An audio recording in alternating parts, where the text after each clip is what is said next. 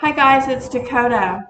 I want to get started right away on this video. I have a lot that I want to go over with you, and I kind of want to tell you a little bit though how I even decided to do this video. Is I was going through a drawer. I was looking for something. I don't even know what it was. I was going through an old drawer and I was, chucking stuff to the side looking for what it was that I was looking for. And I came across this old chart that I had. And it was a big chart and it was like folded about 3 or 4 times. And when I opened it up, it was a stone divination chart. It was my stone divination chart that I had made. Stone divination is called lithomancy. It's also referred to as tossing the stones or tossing or throwing the stones. Very much like tossing ruins, throwing ruins, same with the bones. But we're working with stones. And so I opened up the chart and I was like, wow, I started out on my path with tarot and also with stones. I couldn't keep up with tarot at the age of 13, but I certainly did enjoy working with stones and learning all about the stones. So I got the chart out and I thought, gosh, I'm going to go ahead and share this. So that's what we're going to talk about today. Now, I tried my best to do some research. I always like to present some sort of history and before I just go into anything. And I could not find, there is a book, and I didn't even write it down. I wasn't feeling the guy. No offense to the guy that wrote the book, but I just wasn't feeling him. And but I didn't get a whole lot of history on stone throwing or stone tossing, whatever you want to call it, lithomancy. And so really the only thing that I could find out with any sense of value to it was that it's been around since ancient times. So what does that mean? I don't know. Maybe the Egyptians, all different cultures used it, etc. So that's really about all I could, that I'm comfortable with telling you. Again, there were some books out there. I looked into them. I didn't care for some of how they went about talking about it. Their path is very different from my path, and so perhaps maybe that's one of the reasons that I wasn't feeling it. Anyway, not to say that the books are not good and that they're not legit. I'm just saying that I wasn't feeling it because it just wasn't my path. So anyway, so I am specifically talking about gemstones. Gemstones like quartz crystal, amethyst, rose quartz, those kind of stones. But I'm not talking about them in the sense of their healing energy per se. I'm going to define that here in a minute. In other words, we're not meditating with the stones. We're using the stones for divination. Okay. Now, if you don't have stones, if you don't have the gemstones, that's quite all right. You can go, if you have a creek or a river somewhere nearby, you can get some stones. It's preferable that you get a flat, smooth stone, like a river stone, or even at the beach, the flat beach stones. You're going to want to try to get them all somewhat same size, not too big. And there's a reason that, at least for what I'm going to show you. Now, if you, after you watch this video, or you already have a set of stones that are all different sizes and shapes, I would love to watch the video and see what you have to offer, because I'm always interested in learning new ideas and new ways of doing things. But for this particular video and what I'm going to show you and what I'm going to talk about is the stones should be fairly similar in size and, width or depth or whatever that's called, and they should be smooth. And one of the reasons is because we need to, for this particular type of divination, we need to be able, when we throw the stones, to define the stones, to know. I mean, we can't just throw a bunch of plain stones out and figure out the divination. So, like, these are ruins. Ruins have symbols on them. The ruins have different symbols on them. And each symbol means something different. So you're not going to write ruins on your stones, not for this particular divination. But what you can do on your plain stone, you can paint them all different colors if you want. You know, maybe you're going to paint one stone blue, one stone green, yellow, red, etc. Maybe you want to just write one word that has to do with specific meanings that maybe you would, for divination, that you would find in, say, tarot. Love, strength, home, career, prosperity, those types of things. You could just write those words. You could write affirmations.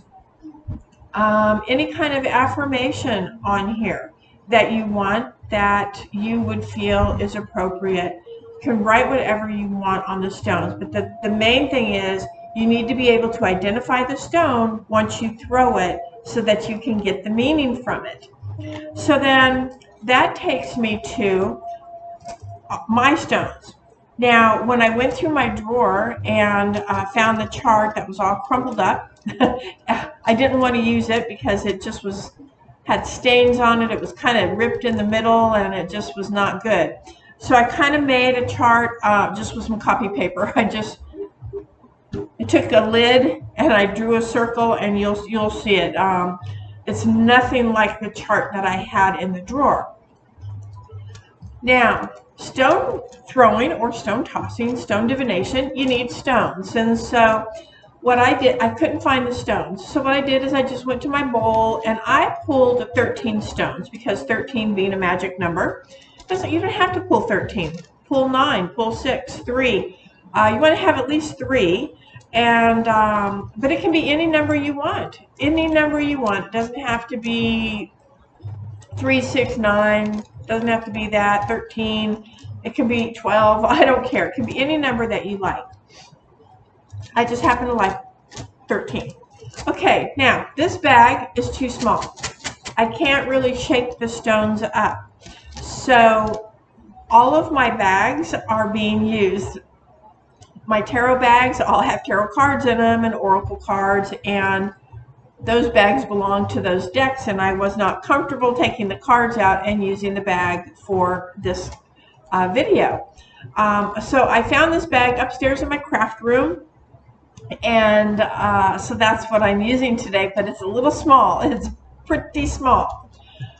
Okay, so one of the things that you can do in the divination, now before I go there, I'm sorry, so when you're using the gemstones though, I mean, if you're not familiar with the stones, like if you don't know what an amethyst, what the properties of an amethyst are, then you're going to have to memorize that or learn about it. And if you don't want to memorize it, that's fine too, because guess what? It is absolutely 100% okay to make notes or to have a book right there with you. That way you'll know. There is absolutely no shame in that, because the more you practice with them, the more you're going to know the stones, and the more you're going to pull a stone and you're going to know exactly what that stone is. So one of the things that we can do is we can do a one card, you can tell I'm used to tarot, one stone pull. So let's just say that you want to know, like, you know, you've seen my videos, I pull one card a week. I usually pull it on a Monday or a Tuesday. I'll pull one card once in a blue moon. I might do 3 or 2 or 3, not very often. Usually I just pull one card, and my question is simple and not. What do I need to work on this week? What do I need to be looking at this week? What do I need to release this week? Is there something I should be manifesting this week? Tell me about this week. What is it that I need to know? Period. I don't ask it a question like, you know, is work going to be good this week, or any kind of thing like that. I don't ask those questions. I just want to know what it has to tell me. So you can do the same thing with the stones. So let's say I ask that question and I pull the stone. I have pulled a black obsidian. That's what I pulled out of here while I was talking.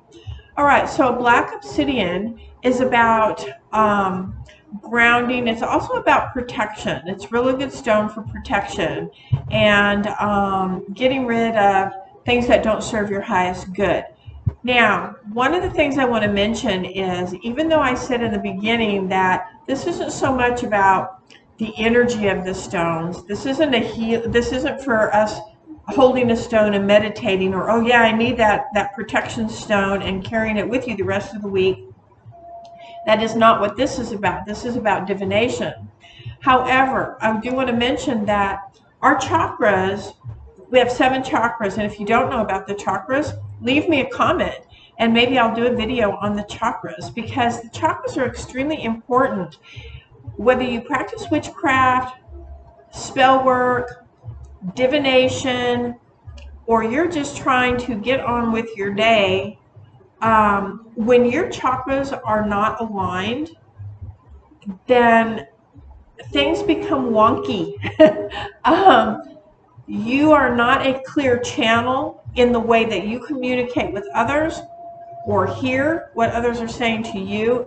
You're certainly not a clear channel for receiving messages from your higher source, divine source, spirit, whatever you want to call it. So the black obsidian is a good stone for your root chakra. The root chakra, typically the color is red, but a lot of people use black. I have used black before on myself and on my clients. It depends on the situation.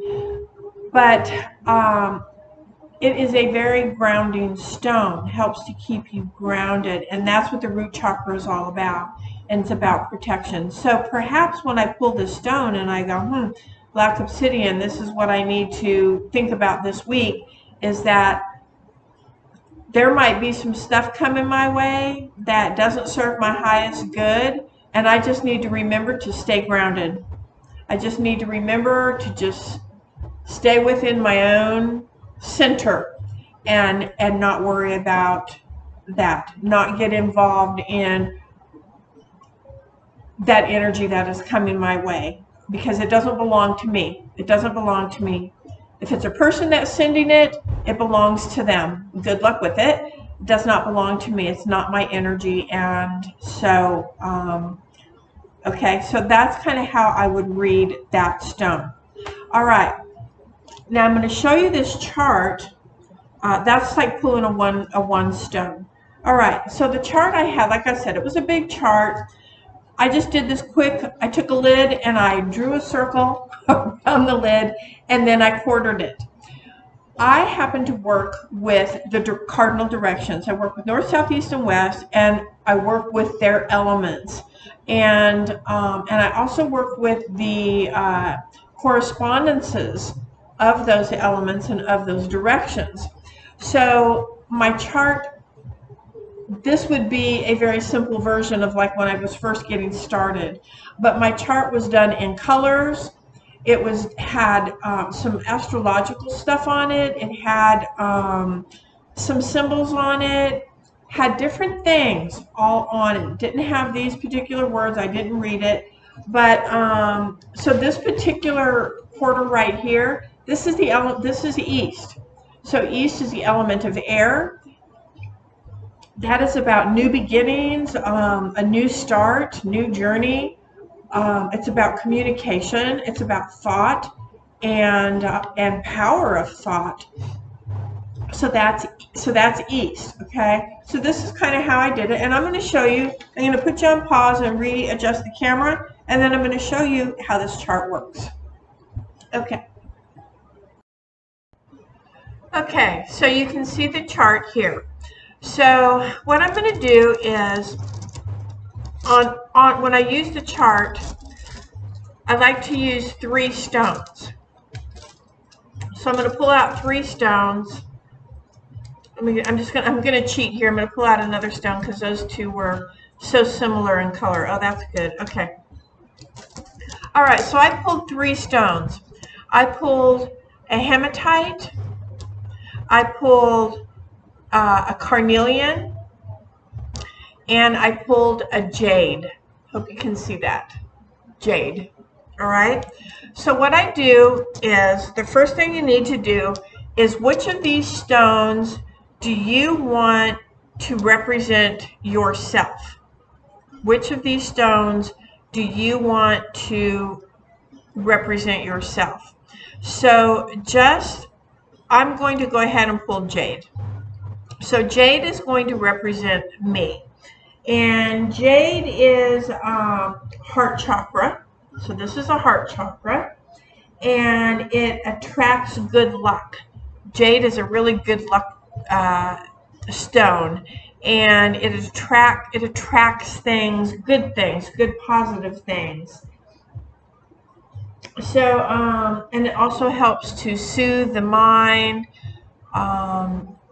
smooth out any kind of, energy that you have that isn't serving your highest good. It sort of helps calm everything down.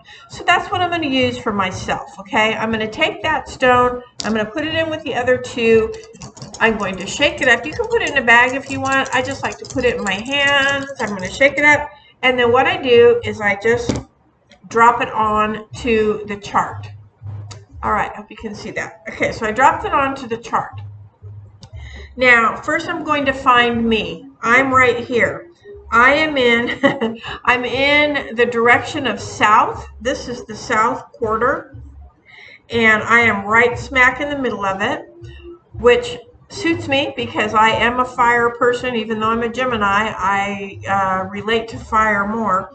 So south is element of fire. It is midday. It is the middle of summer, which I am a summer girl. I love summer. And fire is about, the south is about passion and drive, desire, motivation, ambition. When you have all of those things, and it's interesting that the jade fell right on there because the jade is about good luck and good success.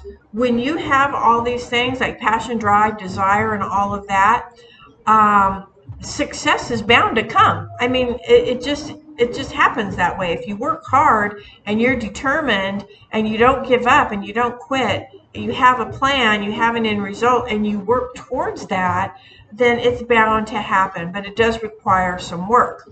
All right, so then what you're going to do is you're going to take, for the reading, the stone that is closest to you.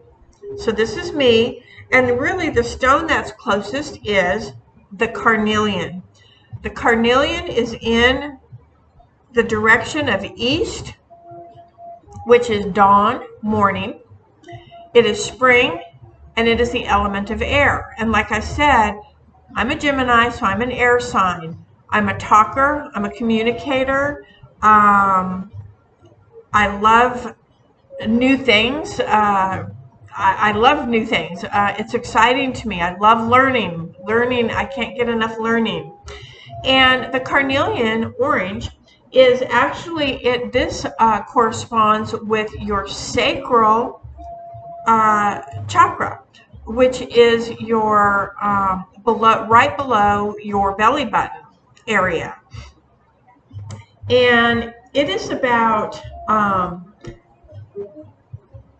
creativity and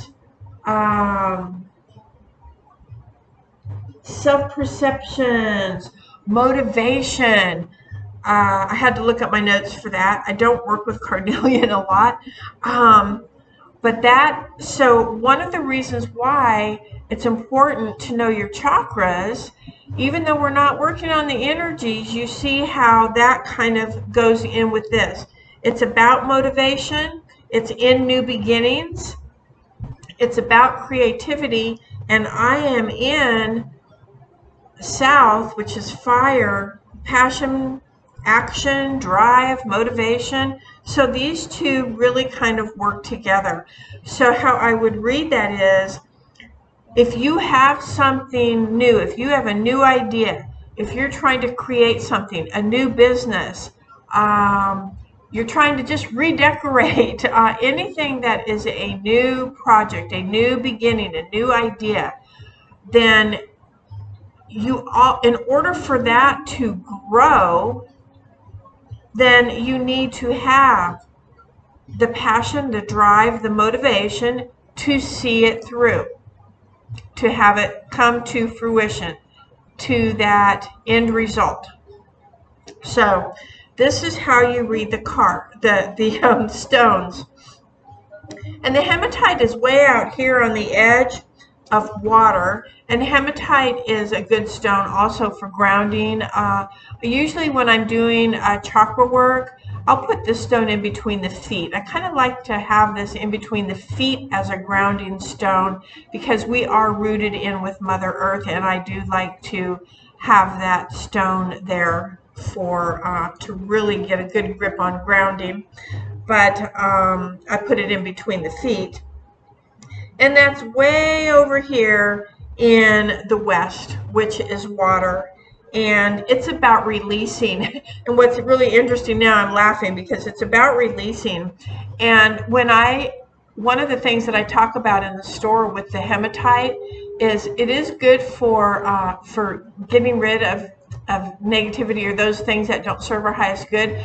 But how I see it is, see how it's kind of mirror-like? It's sort of like, it looks like a mirror. Anything that is coming at you reflects and goes back. So it's almost like return to sender. So I kind of like that. And water is about reflection. A pool of water, you can have that reflection. So this is how I use this chart. You can make your own chart. Again, I work with the directions, and so this makes sense to me. You can draw your chart however you want, add whatever you want to it, and use your chart. Okay, so that is one way. All right. Then the last way that I'm going to show you, which I really like, and it kind of goes with the what we just did there. I have these are obsidian, and the backs are flat and smooth, and the fronts are sort of raised right here, and they're the elements. So this is the element of fire, and it has the alchemical symbol for fire. So what I like to do with these stones is I like to put them in the quadrants that I use, like that: earth, air, fire, water. And then I also have, this is spirit. So this is spirit. And I will put spirit at the very top. Move these down so you can see. And I will put spirit at the very top. And then you can do the same kind of thing. Normally with this, I might do a 2-card spread. I'm sorry, a 2-stone spread. And I'm going to shake them up. And I'm not going to choose a stone that represents me. I'm not going to choose a stone that represents me. I'm me. And I'm just going to drop it. Should have spread these out a little bit. I have a piece of petrified wood, and I have a Apache tear. Petrified wood is an excellent stone for ancestor work. Love it. I use petrified wood all the time. I do a lot of ancestor work, as you know. I do a lot of journey work, as you know. And I do a lot of ancestor work, as you know. So what's really cool about that is I feel like it's ancestors coming through this divination and talking to me. What's really interesting about this, even though I'm just showing you, really kind of landed almost right in the middle, so of all things. So I kind of like that. The next thing I have right next to my air, so this is air, fire, water, earth, spirit. Put them in any order that you like.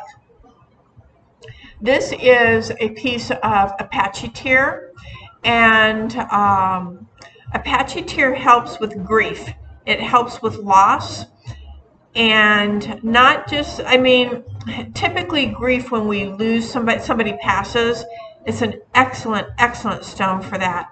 But there's a lot of things that we grieve over and that we mourn, and it is an excellent stone to help relieve some of that grief. And that was right over here by air. So for me, this would just be telling me that the answer, whenever I am feeling a loss, when I feel a loss, and interesting, I mean, it is right on air, which is me, that whenever I feel a loss, or I feel that moment of grief or sadness or whatever it is, that the ancestors, I can always go to the ancestors. The ancestors are always there. The ancestors are in all things, and they have my back. They're always there for me. And you can always talk to them about whatever your needs are.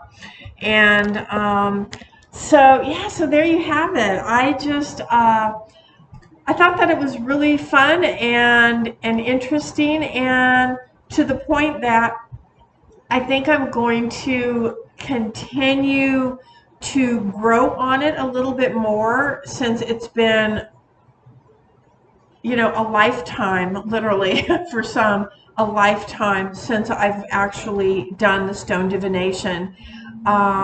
Just when I was practicing, you know, kind of preparing to do this video, and even now just doing this, I feel really kind of connected, even though I haven't, these are just my stones out of my bowl. They have not been charged for anything. They're just stones in the bowl. They have whatever properties they have, but I've not used them. They've been cleansed, and they're just sitting in the bowl waiting to do whatever.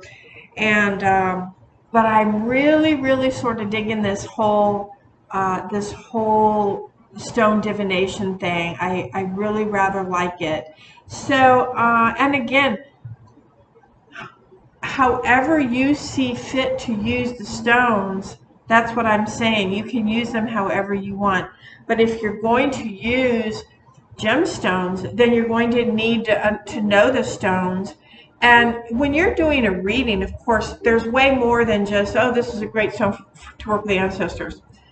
There is books and pages on petrified wood and the energies and the properties of petrified wood that we can go into. I only have so much time in this video. So I'm just giving you like a little tiny snippet of what the stones are about. So you can go much deeper into those if you want. Write your notes. And my husband just drove by. You know, write your notes down if you want. Keep your book handy if you want. Do a chart. Again, this chart that I made, it was, you know, it was on a big, I don't even know what size it was, but it was, I mean, because it was folded in half again and again. So like it was about this big by the time, and I just kept unfolding it. And, but this is what it looked like. It had a big circle in the middle, and it was quartered.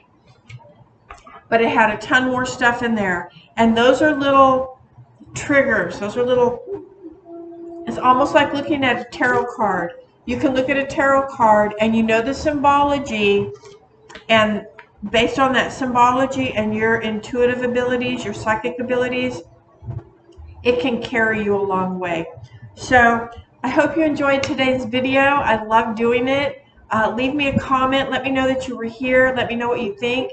And if you do this, let me know, and I'd be happy to come and check out yours. Bye.